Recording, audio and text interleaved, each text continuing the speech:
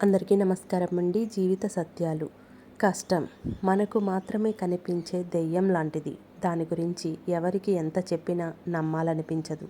కోపం ఇలా వచ్చి అలా వెళ్ళిపోయే భూకంపం లాంటిది. ఒక్క క్షణం కంటే ఎక్కువ ఉండదు, కానీ అది చేసే నష్టం జీవితకాలం. జీవితం ఒక రైలు ప్రయాణం లాంటిది. మొదట్లో అందరూ మనతోనే ఉన్నట్టు ఉంటుంది. ప్రయాణం ముగిసేలోపు ఒక్కొక్కరు దిగిపోతుంటే మన కోసం ఎవరు ఆగరు అన్న నిజం తెలుస్తూ ఉంటుంది. కోపం, కష్టం, జీవితం మూడు మనవే, కానీ మన అదుపులో ఎప్పుడూ ఉండవు.